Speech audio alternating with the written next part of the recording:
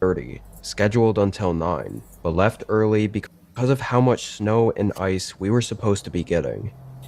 The roads were empty on the way out to my home, but when I pulled in, I very quickly noticed that there were some tracks in the snow, tire tracks, from a car or truck having driven down my driveway and up to my house. This was very weird, but when I pulled up, no one was there. I headed inside and forgot about it, figuring someone just had the wrong address, and probably left as soon as they saw my house. I cooked dinner and stayed in the living room to watch TV for the rest of the night. I'd say just under an hour went by, when I noticed a glare coming through the blinds in the window. Living out in the fields, the only lights that could possibly be shining into my home had to be from someone right outside my house, so immediately I was a little on edge. I went up and looked outside, seeing a car pulled up right in my driveway. Its bright headlights were on, and whoever it was seemed to be parked right in the snow, not doing a quick turnaround or anything like that. I thought back to the tire tracks from earlier and thought this was a crazy coincidence.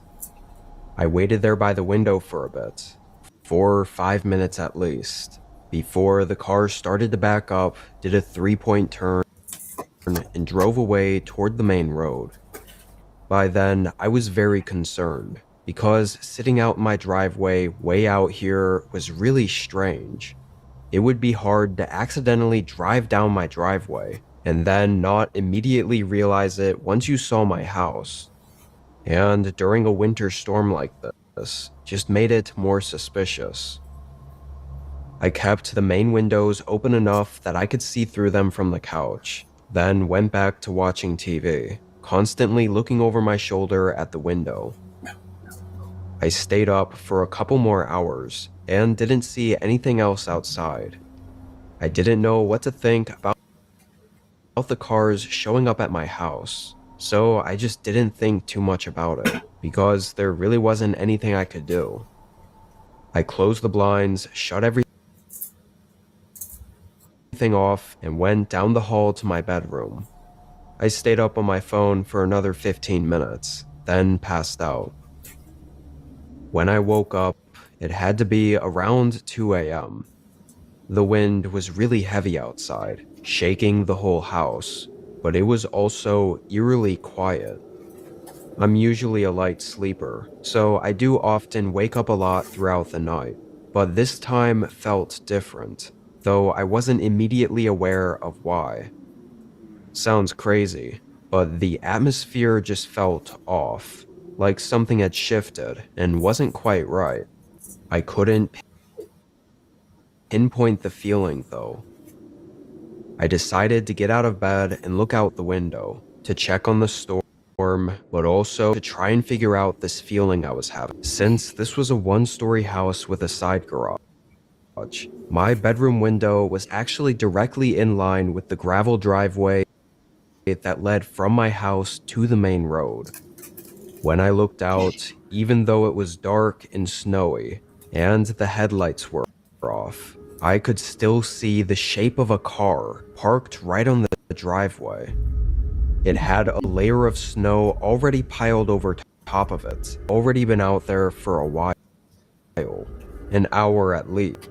I felt my heart start beating. I backed away from the window, then turned to leave the bedroom to go check that every single door and window was locked. But the moment I faced the bedroom door, I saw something move. A shadow under the door from something he'd already gotten inside. Nah. The thought that he had been waiting for the hallway while I was sleeping for possibly hours was genuinely disturbing. All I could pray for was that he didn't hear me or know that I'd woken up. I got my phone from the nightstand and texted 911 so I didn't have to risk talking out loud. I got a response right away that officers were 18 minutes out, as well as instructions to remain quiet Boy, longest 18 minutes that you're gonna have to wait for these people to show up, boy. They always show up at the last minute. 18 minute, boy. uh, that's half of an anime episode, bruh. Quiet and stay hidden. Every few minutes, I would see his shadow move under the door and hear quiet footsteps pacing out in the hallway. And finally, after waiting the longest 18 minutes of my life, I saw police lights coming down the snowy driveway. Suddenly, the man's footsteps toward the front of the house, but he was too late. The officers got him. Through the next few days, we found out this wasn't some random. He had been watching me for a while, having random pictures taken of me in public and outside of my home. Been watching you, taking pictures, videos. You're like, yeah, buddy, I'm gonna wait for the time you by yourself. Some of me just sitting on the porch at night, like he was out in the dark field, hiding in the pitch black in front of me. I never had any idea of it. And he was just some man I'd never met or seen before. In his car, they found a firearm, wrote like that. It's fairly obvious what he was going to do had I walked out of my room that night, and I'm very lucky they did, despite how awful of a situation it was.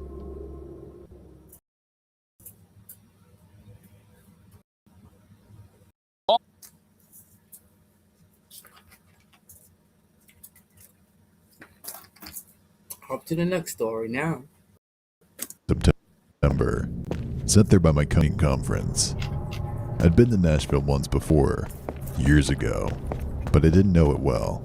I was staying at a Hampton Inn off Broadway, room service the first night because I was tired and didn't feel like navigating a new city alone. The second night, to traveling solo for work, you're surrounded by conference rooms. Evenings drop out from under you. I found a honky-tonk about a block away from the hotel. Ordered a beer at the bar, and that's where I met Ryan. He had one of those easy, immediate energies. He introduced himself before I even fully sat down. Asked what brought me into town. Laughed at the right moment.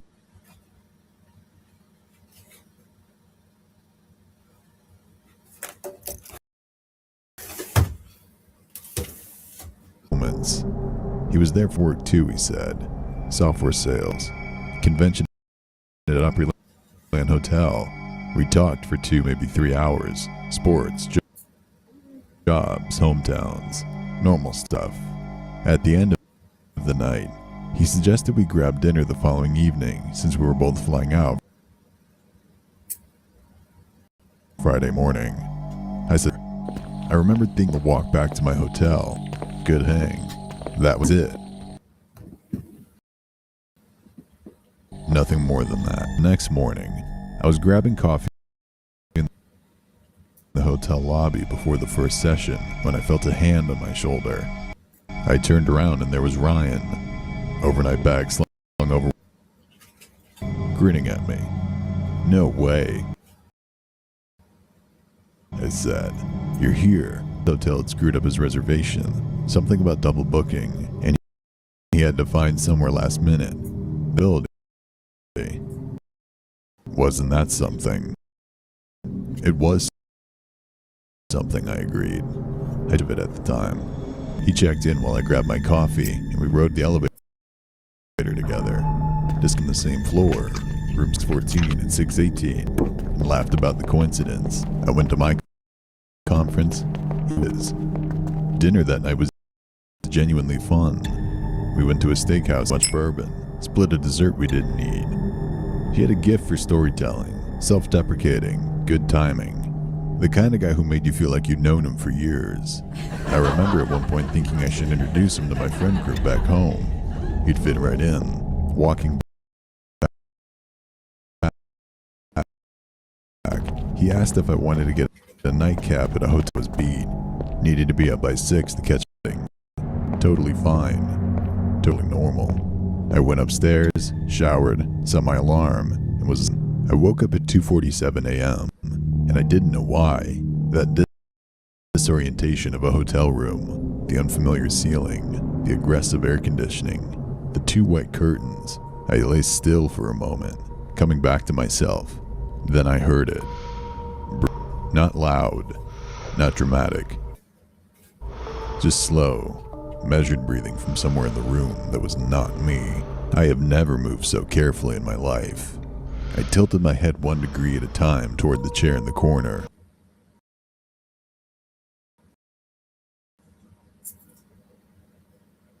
Jacket.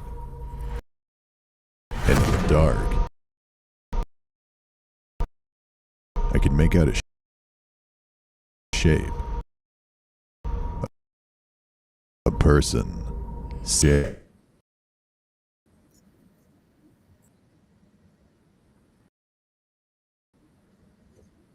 Aspe. His voice was calm. Conversational.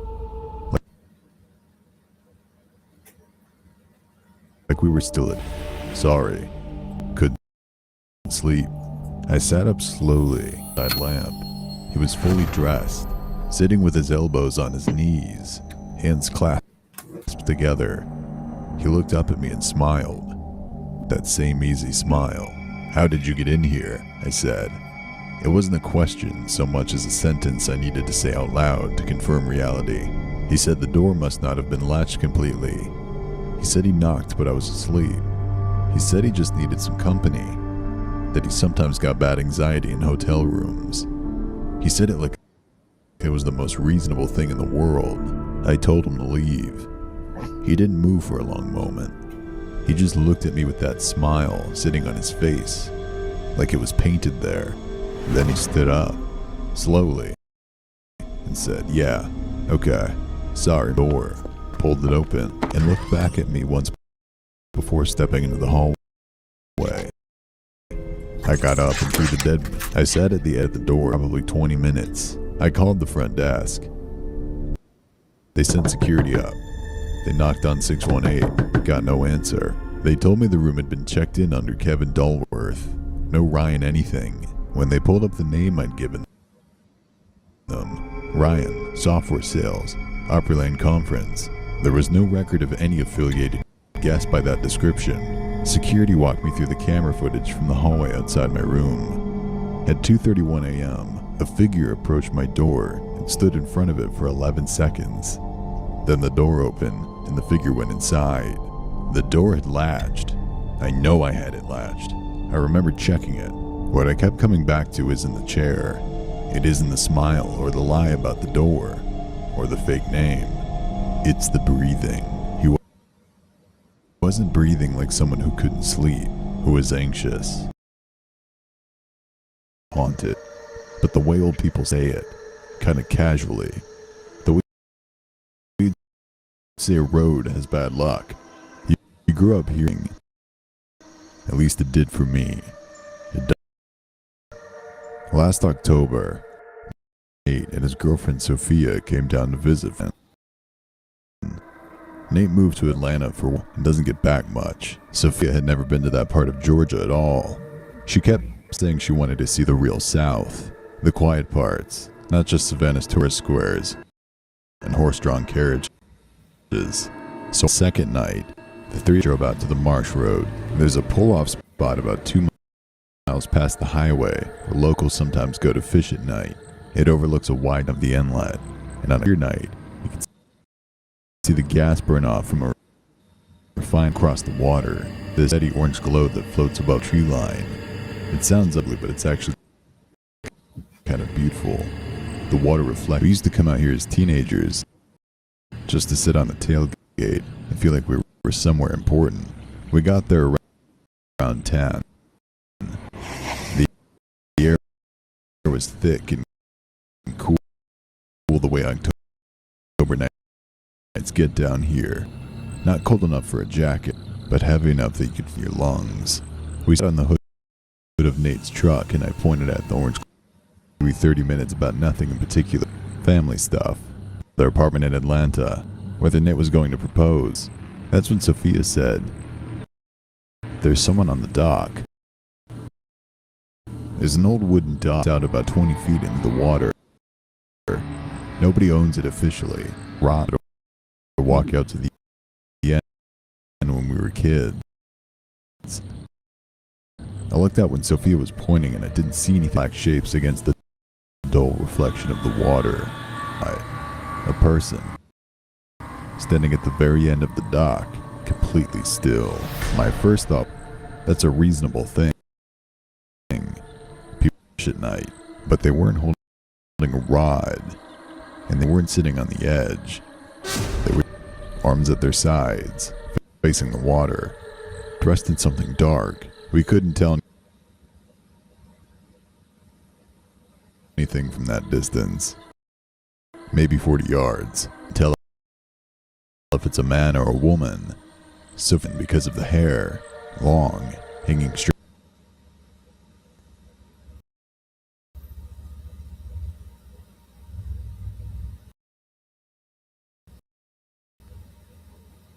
Straight down. Neither of them at bottom felt something sink in their chest. I kept watching, and the more I watched, the more wrong it felt. The person didn't move at all, to shift their weight, not to raise a hand. Nothing. I've watched plenty of people stare. Everyone moves.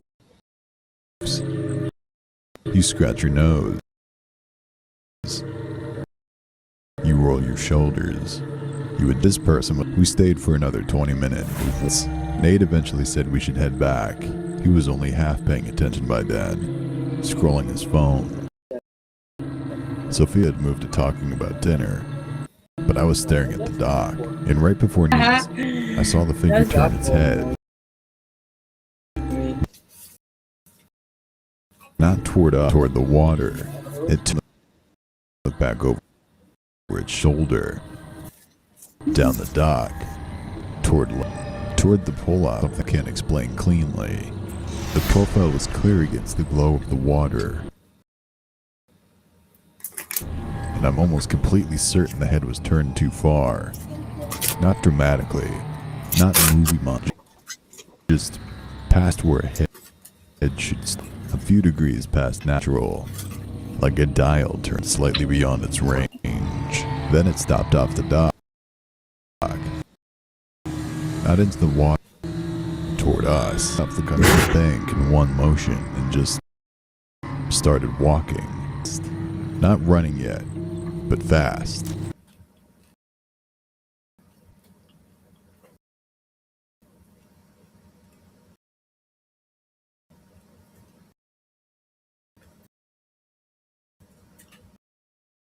With that same wrong stillness in the upper body between the dock and the tree line in seconds. And that's when Sophia made a sound I'd never heard from her before. Not a scream, something lower. Like the sound left her before she decided to make it. Nate, just his name. I saw it coming out of the trees at the edge of the pole, and that's when it broke into a run. And I want to describe this because I know how it sounds. But the run was not right. It was fast. Faster than it should have been for how it moved. But the arms still weren't. They stayed at its side, slightly behind the body. And the head didn't bounce the way a head does run. It stayed level, fixed on all time. Nate had the truck and grabbed the door. He was already inside. I got in and he floored it onto the road before my door was fully shut. And I grabbed it and pulled it closed. Looked at the side mirror and it was still coming. Still running. Still that same locked, rigid posture. Closing ground at the edge of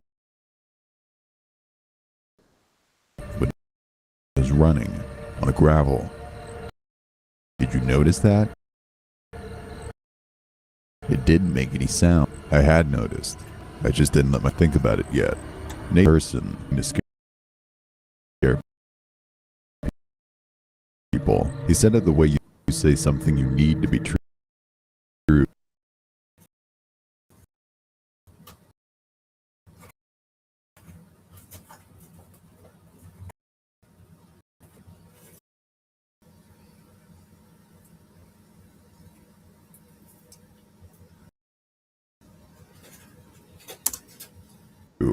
I didn't say anything because I'd been watching that spotted it, and I kept coming back to one thing I still can't shake. The 40 yards between the end of the dock and the tree line. 40 yards of open bank. Mud and marsh grass. We would have heard footsteps. We would have heard them crashing through. Silent. And then it was already at the tree line. Already moving toward us like it had already been there. Like the distance had just folded. The drive home, we ate leftovers, watched something on Netflix, bed. I don't think any of us slept much. 2 weeks later, I mentioned the doc to my mom. Casually, mentioned any story. She got quiet and said, "You went out there at night?" I said, "Yeah, just to show Sophia the view." She didn't say anything for a second. Then she said, "Mrs. His daughter went missing from that dock 15 years ago. October. They never found the end. That her phone file then showed me a photo from a Facebook memorial page. A girl, maybe 19 or 20, long dark hair, straight down. I haven't been back to that road. I don't drive that stretch at night anymore. Damn. That looks like that look on that dock. Seems like that was her, bro. She was scoping. She was about to come and snatch you, boy. Like, oh yeah, you wanna hang out? You wanna hang out? And sometimes, when I'm lying in bed and the house is quiet enough, I think I can hear the marsh. That low, wet sound it makes when the tide shifts. I think that's anybody, bro. If you sit long enough in the house quiet, you hear a lot that you don't hear on a daily basis, bro. You will hear things you don't even focus to hear, but you will hear it. Like it's lady there, you just never paying attention to it because you been too distracted to everything. But the signs be there. And every time, I have to stop myself from wondering whether something is standing there at the edge of it, still, arms at its sides, waiting to be looked at.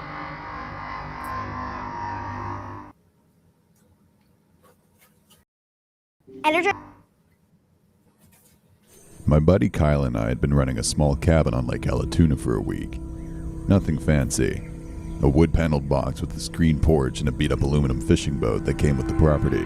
It was exactly what we wanted. No cell service worth mentioning.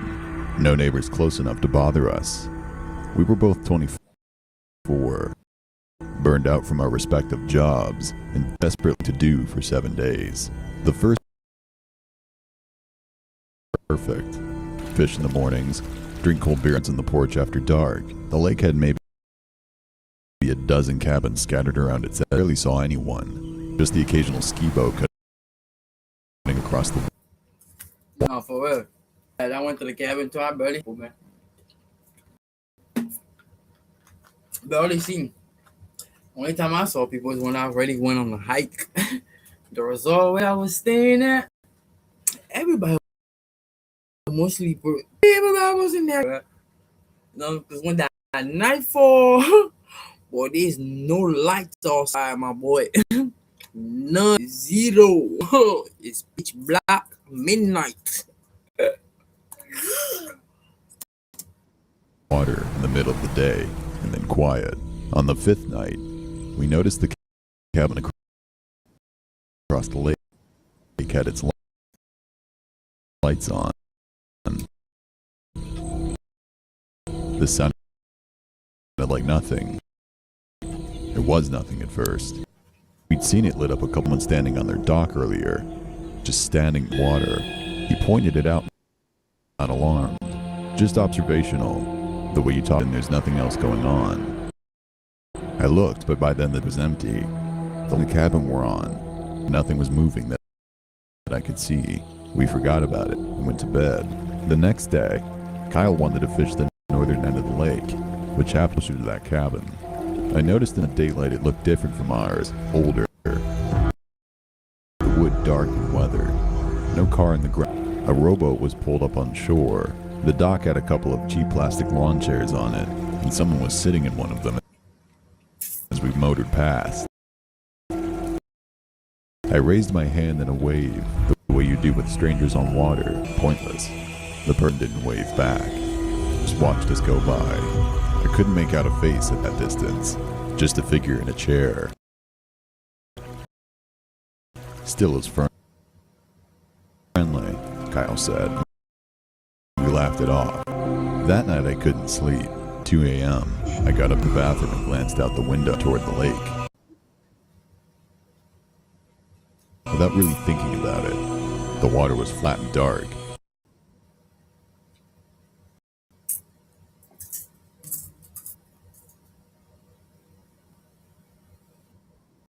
There was just enough moonlight on the opposite shore, opening on the other cabin's dock. Not sitting in chairs, standing side by side, facing our direction. I told myself it was normal. People have insomnia, at night. I watched for maybe 30 seconds, and went back to bed. The next morning I told Kyle, and he got quiet in a way that told me he'd been chewing on something too. Turns out he'd woken up around the same time and looked out and seen the same thing, except he'd seen it 20 minutes earlier than I had.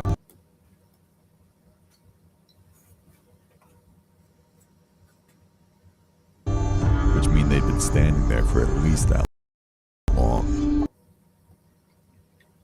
Without saying it directly, to stay off that end of the lake.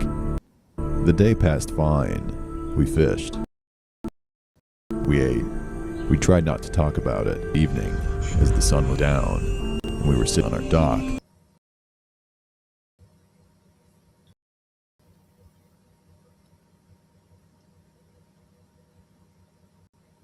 Kyle grabbed my arm.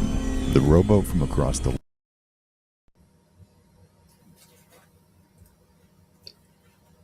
lake was water. It was not fast, not with urgency. Just slowly, steadily, in a quiet rhythm. 2 people in it, coming in our direction. First instinct, and I'm still a little ashamed of this, was still to rationalize. Maybe they were just out on an evening row.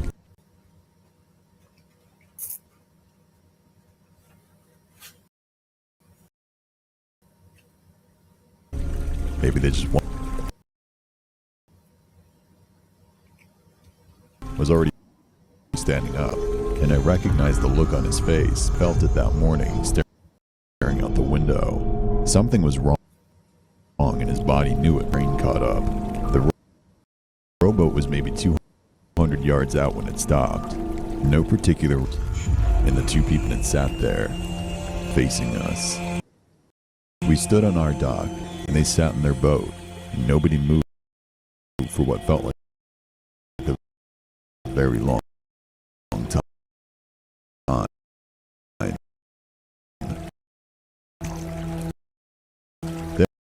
Then one of them raised their hand.